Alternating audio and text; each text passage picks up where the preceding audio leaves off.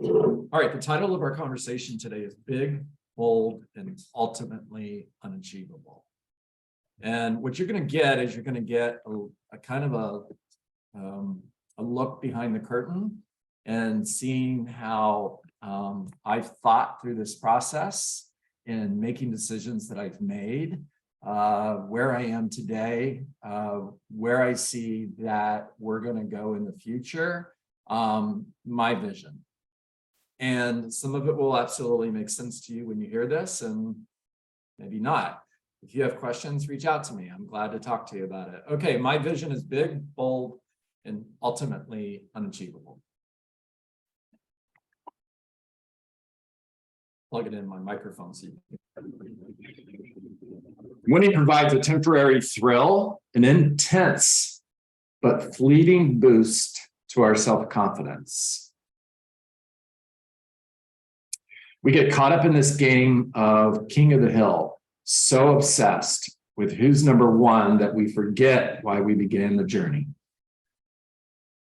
One of my early mentors started his business by declaring to his employer, you think all of these people work for you, and I think you work for them. And with that, he quit and went on to build the largest company in the industry. And that's a great story, right? It would be, except the story didn't end there. After 20 years of playing the game of real estate to win the game, I had an epiphany. One of those aha eureka moments. I'm not here to win. God placed a bigger dream in my heart than winning the game. My cause is to change the way the game is played. Simply stated, my vision is to double the number of productive real estate agents playing the game. In its current state, you could divide the real estate industry into three groups. The top 1% are winning at a high level. That's awesome, by the way. They should, you should, and all of us should strive to achieve that same level of success that they have. The middle 19% are the productive group, and the bottom 80% are just trying to survive. And what we've done is we've just described the 80-20 rule. We just did it in a little bit of a different way. So the 80-20 rule says that 20% of what you do creates 80% of the results. The 80-20 rule also says that if you look at an organization, 20%, let's say it's a sales organization, 20% of the sales force will produce 80% of the results. It's just a fact, it's science. By the way, just because it's that way doesn't mean it has to stay that way.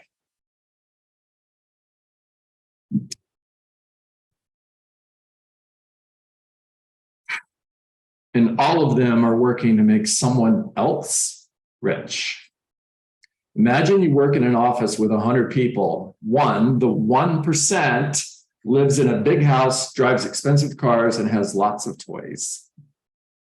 19 are living productive, successful lives, and 80 are struggling just to support their families. My vision is to double the number in the top two groups from 20 to 40, and then ultimately change the landscape of the real estate industry from 200,000 successful real estate agents to 400,000 successful real estate agents. A realist would tell me, John, look at the numbers, you're not being realistic. My response would be exactly, that's the point of working for a just cause. My vision is big, bold, and ultimately unachievable. I don't care who's winning. There isn't a hill for anyone to be king of in my vision. My purpose is to serve the families of the people playing the game, not the teams that they're playing for.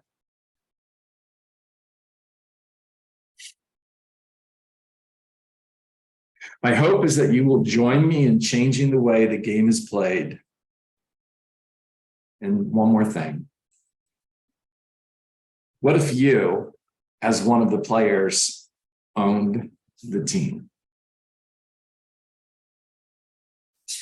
Now, I want you to think of the conversation that I just had with you, and I want you to think of it from your perspective. Everybody here is in the real estate business. All of you have a lot of things in common. One of the things that you have in common is you got your real estate license with an expectation. Now, that expectation was to be successful. It was to sell a lot of homes, to make money, to live a better life, to do things for your family that you couldn't do before. I have conversations with real estate agents daily. I hear the same thing over and over and over again. Where do you want to be a year from now? What does your life look like 5 years from now if you're living the life that you want to live? And they're all describing the same thing to me.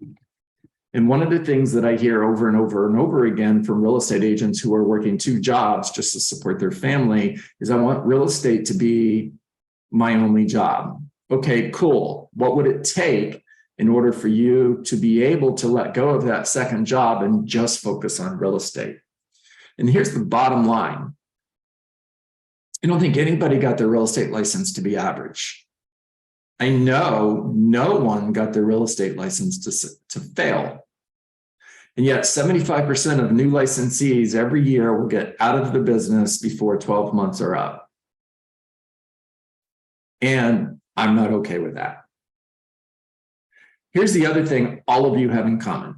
Your license is with a company. It may be a small company and it may be a really big company. And one of the things that you've heard is why your company is number 1, or why it's the fastest real estate company in the world, or why fill in the blanks. And I've gone to a lot of these leadership meetings as a leader in real estate for the last 8 years. And the conversations that we have way too often is how to beat the competition. When the conversation should be, how do we serve our agents? How do we help the agents that we're in business with achieve their goals in order to live a better life? What if we just stopped even paying attention to who's the biggest, who's the best, who's the fastest growing, and we just focused on you guys, the real estate agents? And we came from a point of view of, it's my job. If you get in business with me, so I'm building this team, and I'm talking to real estate agents right now, pretty much focused on the Tampa Bay area, because that's where Monica and I are moving back to in about a month. And I have a responsibility to anybody who chooses to be a part of my team. Now, a team is just a word that I'm using as a placeholder here. It's not a traditional real estate team where you have a rainmaker and you have buyer agents and listing specialists and all that other kind of jazz and I'm getting a commission split and all that. That's not it. A team is just a placeholder.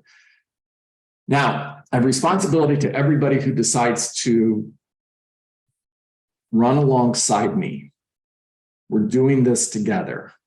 And I have a responsibility to them, to every single one of them, to make sure that I am providing them with everything they need in order to achieve their goals, without any kind of focus on me, my success, my profitability. Far too many companies spend way too much time diagnosing reports at the end of the month to see, did we grow? How much did we grow by? Did we make a profit? How much did we profit? When the conversation should be, let's take a look at the agents in our organization who are doing well. Let's take a look at the agents in our organization who are not doing well. Let's take a look at the agents in our organization who are ready to give up. And what can we do to save their career? What can we do to get them where they want to be? That should be the conversation, and it's not. And I'm not okay with that. All right, talk to me.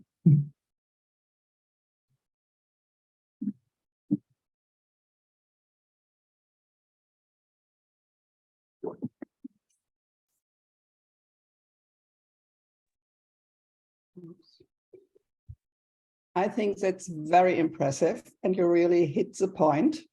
And I just noted, so I think everybody knows I'm with EXP, and this is really the difference between EXP and other brokerages. This is my 5th brokerage I am. And I have my experience with others where it's really just was, how can we beat others, and no support for the agents. So thank you for this. It's very, very good. Lonnie, thank you. And let me add that every real estate company has its strengths and weaknesses. And so often the thing that matters most is who, not what. And are you in business with someone that you want to follow? If you're the leader, are you a leader that other people want to follow? And the conversation gets down to, what is the organization doing to help you achieve your goals? What are the people that you're in business with doing in order to help you live the life that you want to live? Where's the focus?